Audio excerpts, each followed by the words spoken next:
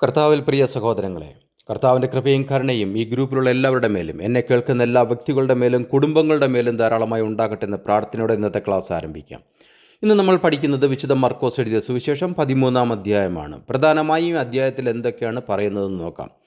യേശുക്രിസ്തു ദേവാലയത്തിൻ്റെ നാശവും തൻ്റെ സ്വർഗാരോഹണത്തിനും രണ്ടാം വരവിന് തൊട്ടു മുമ്പുള്ള സമയത്തിനും ഇടയിലുള്ള കാലഘട്ടത്തിലെ പൊതുവായ ലോക സാഹചര്യങ്ങളെക്കുറിച്ചും യുഗാന്ത്യത്തിൻ്റെ അടയാളമെന്തെന്നും വിവരിക്കുന്നു. 2. മഹാകഷ്ടവും യേശുക്രിസ്തുവിൻ്റെ തിരിച്ചുവരവും. 3. ഉണർന്നും പ്രാർത്ഥിച്ചും കൊണ്ടിരിപ്പീനെന്ന് കർത്താവ് നമ്മെ ഉപദേശിക്കുന്നു. 13-ാം അധ്യായത്തിലേക്ക് വരുമ്പോൾ ആദ്യത്തെ വചനത്തിൽ നമ്മൾ വായിക്കുന്നത് ഇങ്ങനെയാണ്: അവൻ ദേവാലയത്തെ വിട്ടുപോകുമ്പോൾ ശിഷ്യന്മാരിൽ ഒരുത്തൻ, ഗുരു, ഇതാ എങ്ങനെയുള്ള കല്ല്, എങ്ങനെയുള്ള പണി എന്ന് അവനോട് പറഞ്ഞു.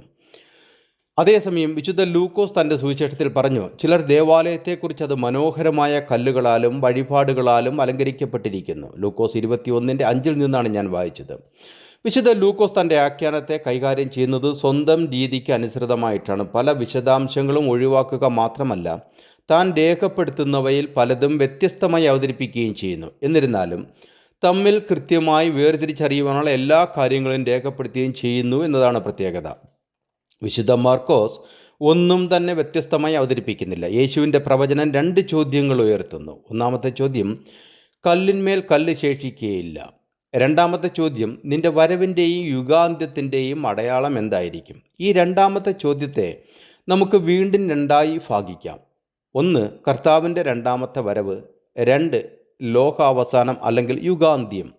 ആദ്യ ചോദ്യം, യേശുക്രിസ്തു ഒലിവുമലയിൽ ഇരിക്കുമ്പോൾ ശിഷ്യന്മാർ സ്വകാര്യമായി അവൻ്റെ അടുക്കൽ വന്ന് പറഞ്ഞു, ഇതെപ്പോൾ സംഭവിക്കും?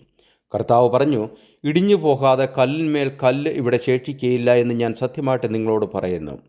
ആ വാക്കുകൾ ഏതാണ്ട് അക്ഷരാർത്ഥത്തിൽ പൂർത്തീകരിക്കപ്പെട്ടു. ഏകദേശം AD 70 റോമൻ ജനറലായ ടൈറ്റസ് യെരുശലേമിനെ ഉപരോധിച്ചു. ആ നടപടി പെസഹയുമായി ഒത്തുവന്നതിനാൽ റോമാക്കാർ തീർത്ഥാടകരെ നഗരത്തിൽ പ്രവേശിക്കാൻ അനുവദിച്ചു. പക്ഷേ അവരെ പോകാൻ അനുവദിച്ചില്ല. അങ്ങനെ യെരുശലേമിനുള്ളിലെ ഭക്ഷണവും വെള്ളവും കുറഞ്ഞു. ഒടുവിൽ റോമാക്കാർ പ്രതിരോധം ലംഘിക്കുകയും ശേഷിച്ച ജനസംഖ്യയുടെ ഭൂരിഭാഗത്തെയും കൂട്ടക്കൊല ചെയ്യുകയും ചെയ്തു. അങ്ങനെ രണ്ടാമത്തെ ദേവാലയവും അവർ തകർത്തു.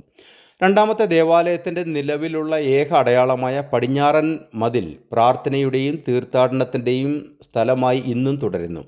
നോമ്പിൻ്റെ സമയത്ത് ഇന്നും യഹൂദന്മാർ 2ാം തവണയും ദേവാലയം നഷ്ടപ്പെട്ടതിനെ ഓർത്ത് ആ മതിലിൻ്റെ അടുക്കൽ പോയി വിലപിക്കാറുണ്ട്. അതുകൊണ്ട് തന്നെ അതിനെ വിലാപ മതിലെന്ന് വിളിക്കപ്പെടുന്നു. ശിഷ്യന്മാരുടെ മറ്റൊരു ചോദ്യമായ കർത്താവിൻ്റെ രണ്ടാമത്തെ വരവിനെക്കുറിച്ച് നോക്കാം. വിശുദ്ധ മർക്കോസിൻ്റെ സുവിശേഷം വായിക്കുമ്പോൾ നമ്മൾക്ക് കർത്താവിൻ്റെ അടുക്കൽ വന്ന് ചോദിച്ചപ്പോൾ ചില ചോദ്യങ്ങൾ ചോദിച്ച ശിഷ്യന്മാരുടെ പേരുകൾ മനസ്സിലാക്കാം. പിന്നെ അവൻ ഒലിവുമലയിൽ ദേവാലയത്തിന് നേരെ ഇരിക്കുമ്പോൾ പത്രോസും യാക്കോബും യോഹന്നാനും അന്ത്രയോസും സ്വകാര്യമായി അവനോട്, ഇത് എപ്പോൾ സംഭവിക്കും? അതിനെല്ലാം നിവർത്തി വരുന്ന കാലത്തിൻ്റെ ലക്ഷണം എന്തെന്ന് ഞങ്ങളോട് പറഞ്ഞാലും. മർക്കോസ് എഴുതിയ സുവിശേഷം 13-ാം അധ്യായത്തിൻ്റെ 3 മുതൽ 4 വരെയാണ് ഞാൻ വായിച്ചത്. കർത്താവിൻ്റെ വരവിനെക്കുറിച്ചുള്ള ചില തെളിവുകൾ നമുക്ക് നോക്കാം. വിശുദ്ധ പൗലോസ് ലീഗ തെസ്സലോനിക്കർക്ക് ലേഖനം എഴുതിയപ്പോൾ പറയുകയുണ്ടായി, 1 തെസ്സലോനിക്കർ 2:19 മുതൽ 20 വരെയുള്ള ഭാഗങ്ങളിലും 1 തെസ്സലോനിക്കർ 3:13 വരെയുള്ള 13-ാമത്തെ വചനത്തിലും ഇത് പറയുകയുണ്ടായി. മാത്രമല്ല വിശുദ്ധ യോഹന്നാൻ എഴുതിയ ലേഖനത്തിലും ഇത് പറയുന്നു. യോഹന്നാൻ പറഞ്ഞു, ഇനിയും കുഞ്ഞുങ്ങളെ, അവൻ പ്രത്യക്ഷനാകുമ്പോൾ നാം അവൻ്റെ സന്നിധിയിൽ ലജ്ജിച്ചു പോകാതെ അവൻ്റെ പ്രത്യക്ഷതയിൽ നമുക്ക് ധൈര്യമുണ്ടാകേണ്ടതിന് അവനിൽ വസിപ്പിൻ. 1 യോഹന്നാൻ 2:28 ഞാൻ വായിച്ചത്. അതായത് നമ്മൾ ഓരോരുത്തരും കർത്താവാം യേശുക്രിസ്തുവിൽ വസിക്കണം എന്ന് വിശുദ്ധ യോഹന്നാൻ നമ്മെ ഉപദേശിക്കുന്നു. ലോകാവസാനം, മറ്റൊരർത്ഥത്തിൽ പറഞ്ഞാൽ യുഗാന്ത്യം, ഇതിനെ തെറ്റായി വ്യാഖ്യാനിക്കുന്ന അനേകർ നമ്മുടെ ഇടയിലുണ്ട്. അവർ പറയുന്നത് ഇത് സ്ലീഹന്മാരുടെ കാലഘട്ടം വരെ ആയിരുന്നു, അത് കഴിഞ്ഞു എന്നാണ്. അതാണോ സത്യം? അല്ല. യുഗം അല്ലെങ്കിൽ ലോകം എന്നതിൻ്റെ അർത്ഥം മിശിഹായുടെ 2ാം വരവ് വരെയുള്ള സമയമാണ്. ലോകാവസാനത്തെക്കുറിച്ച് കർത്താവ് ഉപമകളിൽ പറയുന്നതാണ് കേട്ടിരുന്ന ശിഷ്യന്മാർ സ്വാഭാവികമായും ചിന്തിച്ചത് അവർ ജീവിച്ച കാലഘട്ടത്തെക്കുറിച്ചാണ്. ഇന്നും ഇതേ ചിന്തകളുമായി നടന്ന് വചനം തെറ്റായി പഠിപ്പിക്കുന്നവർ നമ്മുടെ ഇടയിലുണ്ട്. വിശുദ്ധ ബൈബിൾ നമ്മെ അങ്ങനെയല്ല പഠിപ്പിക്കുന്നത്. മത്തായി എഴുതിയ സുവിശേഷം 13:40 നമ്മൾ പഠിക്കുകയുണ്ടായി, കൊയ്യുന്നവർ ദൂതന്മാർ, കള കൂട്ടി തീയിലിട്ട് ചുടും പോലെ ലോകാവസാനത്തിൽ സംഭവിക്കും. യേശു ശിഷ്യന്മാരോട് പറഞ്ഞത്, എന്നെ അനുഗമിച്ചിരിക്കുന്ന നിങ്ങൾ പുനർജനനത്തിൽ മനുഷ്യപുത്രൻ തൻ്റെ മഹത്വത്തിൻ്റെ സിംഹാസനത്തിൽ ഇരിക്കുമ്പോൾ നിങ്ങൾ 12 സിംഹാസനത്തിലിരുന്ന് ഇസ്രായേൽ ഗോത്രം 12 ന്യായം വിധിക്കും എന്നാണ്. കർത്താവ് പറഞ്ഞെന്താണ്? കർത്താവ് തൻ്റെ മഹത്വത്തിൻ്റെ സിംഹാസനത്തിലിരിക്കുന്നത് എപ്പോഴാണ്? കർത്താവിൻ്റെ രണ്ടാമത്തെ വരവിന് ശേഷമാണ്. അതിനർത്ഥം ശിഷ്യന്മാരുടെ കാലഘട്ടം വരെ ആയിരുന്നു എന്നാണോ? അല്ല, ഒരിക്കലുമല്ല. വിശുദ്ധ മത്തായിയുടെ സുവിശേഷം പഠിച്ചപ്പോൾ നമ്മൾ വിശദമായി പഠിച്ചതാണ്. 4 മുതൽ 13 വരെയുള്ള വചനങ്ങൾ വായിക്കുമ്പോൾ നമ്മൾ കാണുന്നത് കർത്താവ് പറയുന്നു, ആരും നിങ്ങളെ തെറ്റിക്കാതിരിപ്പാൻ സൂക്ഷിച്ചുകൊള്ളുവീൻ. അനേകർ എൻ്റെ പേരെടുത്ത് വന്ന് പലരെയും തെറ്റിക്കും. നിങ്ങൾ യുദ്ധങ്ങളെയും യുദ്ധശ്രുതികളെയും കുറിച്ച് കേൾക്കും. ജാതി ജാതിയോടും രാജ്യം രാജ്യത്തോടും എതിർക്കും. ക്ഷാമവും ഭൂകമ്പവും അവിടെ ഉണ്ടാകും. യുദ്ധങ്ങളുടെ കിംവദന്തികൾ, രാഷ്ട്രങ്ങളിൽ വലിയ കോലാഹലങ്ങൾ, അത് മറ്റ് സമയങ്ങളിൽ ഉണ്ടാകാമെങ്കിലും ന്യായവിധിയുടെ ദിവസത്തിന് മുമ്പ് കൂടുതൽ അസാധാരണമായി കാണാം. ക്ഷാമം, മഹാമാരികൾ, ഭൂകമ്പങ്ങൾ, ഇന്ന് ഇത് ലോകത്തിൽ കാണപ്പെടുന്നു. ലോകമോ അതിനെ അതിജീവിക്കാൻ ശ്രമിക്കുന്നു. എന്നാൽ ഒന്നിനെയും അതിജീവിക്കാൻ ലോകത്തിന് കഴിയുന്നില്ല. പിന്നെയോ അതിനോടനുബന്ധിച്ച് മറ്റൊന്ന് രൂപം കൊള്ളുന്നതും ജനം കഷ്ടതയിലാവുന്നതും നമ്മൾ കാണുന്നു. 3. ഭയാനകമായ കാഴ്ചകൾ, വായുവിലും ആകാശത്തിലുള്ള ദൃശ്യങ്ങൾ. ഈ കാര്യങ്ങൾ അവസാന ദിനത്തിന് മുമ്പ് കണ്ടാലും ന്യായവിധി ദിവസത്തിന് മുമ്പ് അവ മുമ്പത്തതിനേക്കാൾ വലുതായിരിക്കാൻ സാധ്യതയുണ്ട്. ഭയാനകമായ കാഴ്ചകൾക്കും സ്വർഗത്തിൽ നിന്നുള്ള വലിയ അടയാളങ്ങൾക്കും സാധ്യതയേറുന്ന കാലഘട്ടമാണിപ്പോൾ. ആദ്യം ജെറുസലേമിൻ്റെ, പിന്നീട് ലോകത്തിൻ്റെ ആസന്നമായ നാശത്തിൻ്റെ അടയാളങ്ങളായി ക്രിസ്തു ഇവയെ നൽകുന്നത് ക്രിസ്തീയ വിശ്വാസികൾ വിശ്വാസത്തിലും ഭയത്തിലും കാണാൻ പ്രേരിപ്പിക്കും. എന്നിരുന്നാലും അവ പ്രത്യേകമായി വിശദീകരിക്കാനോ പ്രവചിക്കാനോ കഴിയുന്നതല്ല. ഇതൊക്കെയും ഈറ്റുനോവിൻ്റെ ആരംഭമത്രേ. മാത്രമല്ല, അന്ന് അവർ നിങ്ങളെ ഉപദ്രവത്തിനേൽപ്പിക്കുകയും കൊല്ലുകയും ചെയ്യും. എൻ്റെ നാമനിമിത്തം സകല ജാതികളും നിങ്ങളെ പകയ്ക്കും. പലരും ഇടറി അന്യോന്യം ഏൽപ്പിച്ചു കൊടുക്കുകയും അന്യോന്യം പകയ്ക്കുകയും ചെയ്യും. ഇന്ന് ലോകമെങ്ങും യഹൂദന്മാർക്കും ക്രിസ്ത്യാനികൾക്കുമെതിരെയുള്ള ആക്രമണങ്ങൾ കൂടി വരുന്നത് നമ്മൾ കാണുന്നു. എന്താണ് കാരണമെന്ന് ഇപ്പോൾ നിങ്ങൾക്ക് മനസ്സിലായല്ലോ. കള്ളപ്രവാചകന്മാർ പലരും വന്ന് അനേകരെ തെറ്റിക്കും. അധർമ്മം പെരുകുന്നത് കൊണ്ട് അനേകരുടെ സ്നേഹം തണുത്തു പോകും. എന്നാൽ അവസാനത്തോളം സഹിച്ചു നിൽക്കുന്നവൻ രക്ഷിക്കപ്പെടും. 10-ാമത്തെ വചനം, എന്നാൽ സുവിശേഷം മുമ്പേ സകല ജാതികളോടും പ്രസംഗിക്കേണ്ടതാകുന്നു. രാജ്യത്തിൻ്റെ ഈ സുവിശേഷം ലോകമെമ്പാടും പ്രസംഗിക്കപ്പെടും. അത് സംഭവിച്ചിട്ടില്ല. പൊതുവെ ലോകത്തിൻ്റെ വിവിധ ഭാഗങ്ങളിലൂടെ, യഹൂദിയയിൽ മാത്രമല്ല ജെറുസലേം നശിപ്പിക്കപ്പെടുന്നതിന് മുമ്പ് വിശുദ്ധ പൗലോസ് ശ്ലീഹായും മറ്റ് അപ്പോസ്തലന്മാരും ഇത് ചെയ്തു. എന്നാൽ ലോകമെമ്പാടും സുവിശേഷം ഘോഷിക്കപ്പെട്ടിരുന്നില്ല എന്ന് നമുക്ക് കാണാവുന്നതാണ്. യേശുക്രിസ്തുവിനെക്കുറിച്ച് സകല ജാതികൾക്കുമിടയിൽ ഘോഷിക്കപ്പെടണം. അപ്പോൾ മാത്രമേ ലോകാവസാനം ഉണ്ടാവൂ എന്ന് കർത്താവ് വ്യക്തമായി പറയുന്നു. ഇന്നും അനേകർ വചനം കേൾക്കുന്നുവെങ്കിലും വിശ്വസിക്കുന്നില്ല. അതിനാൽ തന്നെ അവർ കേട്ട വചനം നിമിത്തം അവരും ശിക്ഷാവിധിയിൽ അകപ്പെടുകയാണ് ചെയ്യുന്നത്. അവർ വിശ്വസിച്ചില്ല എന്നതാണ് അവരുടെ പാപം. ദൈവത്തിൻ്റെ നീതി ആ ജനത്തിന്മേലും വരുവാനിരിക്കുന്ന തലമുറകളുടെ മേലും ഭയങ്കരമായ ശിക്ഷാവിധികൾ നടപ്പാക്കുമെന്ന് കർത്താവ് പറയുന്നു. 14-ാമത്തെ വചനം, എന്നാൽ ശൂന്യമാക്കുന്ന മ്ലേച്ഛത നിൽക്കരുതാത്ത സ്ഥലത്ത് നിൽക്കുന്നത് നിങ്ങൾ കാണുമ്പോൾ വായിക്കുന്നവൻ ചിന്തിച്ചു കൊള്ളട്ടെ. അന്ന് യഹൂദ്യ ദേശത്തുള്ളവർ മലകളിലേക്ക് ഓടിപ്പോകട്ടെ. ദാനിയേൽ പ്രവാചകൻ ഇതിനെക്കുറിച്ച് 12:11 12:12 പറയുന്നുണ്ട്. 12:12 പറയുന്നത് 44.5 മാസക്കാലം ഇത് അനുഭവിച്ച് അതിജീവിക്കുന്നവൻ ഭാഗ്യവാനെന്ന്.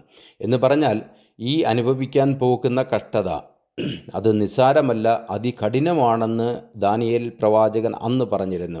എന്നാൽ വിശുദ്ധ പൗലോസ് തെസ്സലോനിക്കർക്ക് എഴുതിയ ലേഖനത്തിൽ 2:1-4 വരെ പറയുന്നു, ആരും ഏത് വിധേനയും നിങ്ങളെ ചതിക്കരുത്. ആദ്യമേ വിശ്വാസത്യാഗം സംഭവിക്കുകയും നാശയോഗ്യനും അധമമൂർത്തിയുമായവൻ വെളിപ്പെടുകയും വേണം. അതായത് വിശ്വാസം നശിക്കേണ്ടത് ആവശ്യമാണ്. വിശ്വാസികളെന്ന് നടിക്കുന്ന അനേകർ ഇന്ന് ക്രിസ്ത്യാനികൾ വിശ്വാസം ഇല്ലാത്തവരായി മാറുന്നത് നമ്മൾ കാണുന്നുണ്ട്. അത് ഇതിൻ്റെ ആരംഭമാണ്. അവൻ ദേവാലയത്തിൽ ഇരുന്നു കൊണ്ട് ദൈവമെന്ന് നടിച്ച് ദൈവമെന്നോ പൂജാ വിഷയമെന്ന് പേരുള്ള സകലത്തിനും മീതെ തന്നെത്താൻ ഉയർത്തുന്ന എതിരാളിയത്രേ. കർത്താവ് പറഞ്ഞതും വിശുദ്ധ പൗലോസ്ലീഹ പറഞ്ഞതും സംഭവിക്കാൻ പോകുന്നതും സംഭവിച്ചുകൊണ്ടിരിക്കുന്നതുമായ കാര്യമാണെന്ന് നമുക്ക് മനസ്സിലാക്കാം. 19-ാമത്തെ വചനം, ആ നാളുകൾ ദൈവം സൃഷ്ടിച്ച സൃഷ്ടിയുടെ ആരംഭം മുതൽ ഇന്ന് വരെ സംഭവിച്ചിട്ടില്ലാത്തതും ഇനിമേൽ സംഭവിക്കാത്തതുമായ കഷ്ടകാലമാകും.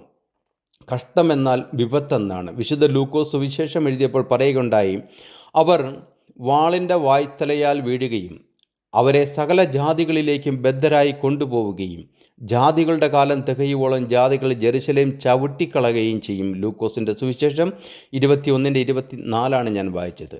കഷ്ടതയെക്കുറിച്ച് പറയുന്നത് ശ്രദ്ധിക്കുക. അവർ വാളിൻ്റെ വായ്ത്തലയാൽ വീഴും, അതായത് യുദ്ധത്തിൽ കൊല്ലപ്പെടും. എല്ലാ ജനതകളിലേക്കും ബന്ദികളാക്കപ്പെടും. യെരുശലേം വിജാതിയരാൽ ചവിട്ടിമതിക്കപ്പെടും. ഇന്ന് യെരുശലേമിൽ വിജാതിയർ ധാരാളമായുണ്ട്. അതായത് വിജാതിയർക്ക് അത് ചെയ്യുവാൻ അനുവദിച്ചിരിക്കുന്ന സമയം പൂർത്തിയാക്കും വരെ ദൈവം അവരെ അത് ചെയ്യുവാൻ അനുവദിച്ചിരിക്കുന്നു എന്നതാണ് വ്യക്തമാക്കുന്നത്. 22-ാമത്തെ വചനം, ആ നാളുകൾ ചുരുങ്ങാതിരുന്നാൽ ഒരു ജഡവും രക്ഷിക്കപ്പെടുകയില്ല. വൃദ്ധന്മാർ നിമിത്തമോ ആ നാളുകൾ ചുരുങ്ങും. ഒരു ജഡവും രക്ഷിക്കപ്പെടുകയില്ല. വൃദ്ധന്മാർ നിമിത്തമോ, മറ്റൊരു രീതിയിൽ പറഞ്ഞാൽ ക്രിസ്തീയ വിശ്വാസികൾ നിമിത്തം ആ നാളുകൾ ചുരുങ്ങും. കർത്താവിലേക്കുള്ള വിളി എല്ലാവരിലും എത്തിച്ചേരാറുണ്ട്. അത് സ്വീകരിക്കുകയും അനുസരിക്കുകയും ചെയ്യുന്നവരാണ് വൃദ്ധന്മാർ. തുടർന്ന് കർത്താവ് പറയുകയാണ്, ഞാൻ മുൻകൂട്ടി നിങ്ങളോട് പറഞ്ഞിരിക്കുന്നു. ആകയാൽ നിങ്ങളോട് അതാ അവൻ മരുഭൂമിയിൽ എന്ന് പറഞ്ഞാൽ പുറപ്പെടരുത്, ഇതാ അറകളിൽ എന്ന് പറഞ്ഞാൽ വിശ്വസിക്കരുത്. ഇന്ന് നമ്മളിതെല്ലാം കാണുകയും കേൾക്കുകയും ചെയ്യുന്നു. ക്രിസ്തുവില്ലാതെ ഓടുന്ന സഭയെയാണ് നമ്മൾ കാണുന്നത്. ബൈബിൾ പഠിക്കാത്ത പുരോഹിത വർഗം, അവർ കണ്ടെത്തിക്കൊണ്ടുവന്ന് പഠിപ്പിക്കുന്ന ദുരുപദേശങ്ങൾ, അധികാരവർഗത്തെ പ്രീണിപ്പിക്കാനായി പാടുപെടുന്ന സഭാ പുരോഹിതന്മാർ, ഇവരെല്ലാം കൂടെ വിശ്വാസികളെ അന്ധതയിലാക്കി എന്ന് വേണം പറയാൻ. 24-ാമത്തെ വചനം, എങ്കിലോ ആ കാലത്തെ കഷ്ടം കഴിഞ്ഞ ശേഷം സൂര്യൻ ഇരുണ്ടു പോവുകയും ചന്ദ്രൻ പ്രകാശം കൊടുക്കാതിരിക്കുകയും ആകാശത്തു നിന്ന് നക്ഷത്രങ്ങൾ വീണുകൊണ്ടിരിക്കുകയും ആകാശത്തിലെ ശക്തികൾ ഇളകിപ്പോവുകയും ചെയ്യും. ഇത് കർത്താവ് ഒരു ഉപമയായിട്ടല്ല പറഞ്ഞത്, ഇത് ശരിയായ രീതിയിലാണ് കർത്താവ് പറഞ്ഞത്. ഇത് സംഭവിക്കുന്ന കാര്യങ്ങളാണ്. വിശുദ്ധ പത്രോസ്ലീഹ ലേഖനം എഴുതിയപ്പോഴും ഇത് തന്നെ പറയുകയുണ്ടായി. കർത്താവിൻ്റെ ദിവസമോ കള്ളനെപ്പോലെ വരും. അന്ന് ആകാശം കൊടുമുഴക്കത്തോടെ ഒഴിഞ്ഞു പോകും, മൂലപദാർത്ഥങ്ങൾ കത്തിയഴിയുകയും ഭൂമിയും അതിലുള്ള പണികളും വെന്തു പോവുകയും ചെയ്യും. ഇങ്ങനെ ഇവ ഒക്കെയും അഴിയുവാനുള്ളതായിരിക്കയാൽ ആകാശം ചുട്ടഴിയുവാനും മൂലപദാർത്ഥങ്ങൾ വെന്തുരുകുവാനുമുള്ള ദൈവ ദിവസത്തിൻ്റെ വരവ് കാത്തിരുന്നും ബന്ധപ്പെടുത്തിയും കൊണ്ട് നിങ്ങൾ എത്ര വിശുദ്ധ ജീവനവും ഭക്തിയും ഉള്ളവരായിരിക്കണം. 2 പത്രോസ് 3:10-12 വരെയാണ് ഞാൻ വായിച്ചത്. അന്ന് ജീവിച്ചിരിക്കുന്ന മനുഷ്യരിത് കാണുക തന്നെ ചെയ്യും. ഇത് പ്രവചനം ആണ്, ഇതൊരു പ്രതീകമായിട്ടല്ല കർത്താവ് പറഞ്ഞത്. യെശയ്യാ പ്രവാചകനും 13-ാം അധ്യായത്തിൻ്റെ 9 മുതൽ 11 വരെയുള്ള ഭാഗങ്ങളിൽ ഇത് എടുത്തു പറയുന്നുണ്ട്. 26-ാമത്തെ വചനം, അപ്പോൾ മനുഷ്യപുത്രനും വലിയ ശക്തിയോടും തേജസ്സോടും കൂടെ മേഘങ്ങളിൽ വരുന്നത് അവർ കാണും. അന്ന് ഭൂമിയിലെ സകല ഗോത്രങ്ങളിലും മനുഷ്യപുത്രൻ ആകാശത്തിലെ മേഘങ്ങളിൽ മേൽ മഹാശക്തിയോടും തേജസ്സോടും കൂടെ വരുന്നത് കാണും. ഭൂമി മുഴുവൻ അന്ധകാരത്തിലിരിക്കുമ്പോൾ ജനം തീർച്ചയായും പ്രകാശത്തിലേക്ക് നോക്കുകയും കർത്താവിൻ്റെ വരവ് അവർ തിരിച്ചറിയുകയും ചെയ്യും. അവൻ തൻ്റെ ദൂതന്മാരെ മഹാകാഹളധ്വനിയോടും കൂടെ അയക്കും. അവർ അവൻ്റെ വൃതന്മാരെ ആകാശത്തിൻ്റെ അറുതി മുതൽ അറുതി വരെയും 4 ദിക്കിൽ നിന്നും കൂട്ടിച്ചേർക്കും. ഇവിടെ നിങ്ങളൊരു ചോദ്യം ചോദിച്ചേക്കാം, ആകാശത്തിന് ദിക്കുകളോ? അതെ, ആകാശത്തിന് ദിക്കുകളുണ്ട്. അത് നിങ്ങൾക്കറിയില്ല എങ്കിൽ ഞാൻ പറയാം. നമ്മൾ പറയില്ലേ, തെക്ക്, വടക്ക്, പടിഞ്ഞാറ്, കിഴക്ക്, ഇതാണ് ദിക്കുകൾ. ഇതൊക്കെയും കാണുമ്പോൾ അവൻ അടുക്കെ വാതിൽക്കൽ തന്നെ ആയിരിക്കുന്നു എന്നറിഞ്ഞുകൊള്ളുവീൻ. ആകാശവും ഭൂമിയും ഒഴിഞ്ഞു പോകും, എൻ്റെ വചനങ്ങളോ ഒഴിഞ്ഞു പോകുകയില്ല എന്ന് തറവായി കർത്താവ് നമ്മോട് പറയുന്നു. 33 മുതൽ 37 വരെ വായിക്കുമ്പോൾ നമ്മൾ കാണുന്നത്, കർത്താവ് നമ്മോട് പറയുന്നത്, ആ കാലം എപ്പോൾ എന്ന് നിങ്ങൾ അറിയായകൊണ്ട് സൂക്ഷിച്ചുകൊള്ളുവിൻ, ഉണർന്നും പ്രാർത്ഥിച്ചും കൊണ്ടിരിപ്പിൻ. ഒരു മനുഷ്യൻ വീട് വിട്ട് പരദേശത്ത് പോകുമ്പോൾ ദാസന്മാർക്ക് അധികാരവും അവനവന് അതത് വേലയും കൊടുത്തിട്ട് വാതിൽ കാവൽക്കാരനോട് ഉണർന്നിരിപ്പാൻ കൽപ്പിച്ചതുപോലെ തന്നെ യജമാനൻ സന്ധ്യയ്ക്കോ അർദ്ധരാത്രിക്കോ കോഴി കൂകുന്ന നേരത്തോ രാവിലെയോ എപ്പോൾ വരും എന്നറിയായ കൊണ്ട് അവൻ പെട്ടെന്ന് വന്ന് നിങ്ങളെ ഉറങ്ങുന്നവരായി കണ്ടെത്താതിരിക്കേണ്ടതിന് ഉണർന്നിരിപ്പിൻ. ഉറക്കമില്ലാത്തവരായി ഇരിക്കാനല്ല കർത്താവ് നമ്മെ ഉപദേശിക്കുന്നത്, പിന്നെയോ സദാ കർത്താവിലുള്ള വിശ്വാസത്തോടെ പ്രാർത്ഥനയോടെ ഇരിക്കാനാണ് നമ്മെ ഉപദേശിക്കുന്നത്. അതുകൊണ്ട് പ്രിയ സഹോദരങ്ങളെ, ഉറച്ച മനസ്സോടെ കർത്താവിൽ വിശ്വസിച്ച് മുന്നോട്ട് പോവുക. പ്രതികൂലങ്ങൾ അനേകമാണ്, അതിനെല്ലാം ഒടുവിൽ നമുക്ക് കർത്താവിൽ വീണ്ടെടുപ്പുണ്ട് എന്ന് തിരിച്ചറിയുക. നമ്മുടെ ഇടയിൽ സ്വർഗം കാട്ടി ലോകത്തെ തെറ്റിക്കുന്ന മറ്റൊരു മതമുണ്ട്. അവർ നമ്മെ ഉപദേശിക്കുന്നതെല്ലാം വിശുദ്ധ ബൈബിളിനെതിരായിട്ടാണ്. വിശുദ്ധമല്ലാത്ത ഗ്രന്ഥത്തെ വിശുദ്ധമെന്ന് സ്വയം വിളിക്കുന്നു. ദൈവസന്നിധിയിൽ അത് വിശുദ്ധമല്ലാതാനും. ഇന്നത്തെ ക്ലാസ് ഇവിടെ അവസാനിക്കുന്നു. അടുത്ത ക്ലാസ്സിൽ വീണ്ടും കാണുന്നതിനായി കർത്താവായ യേശു ക്രിസ്തു നമ്മെ ഇവരെ അനുഗ്രഹിക്കുമാറാകട്ടെ എന്ന പ്രാർത്ഥനയോടെ ബെഞ്ചമിൻ കോശി.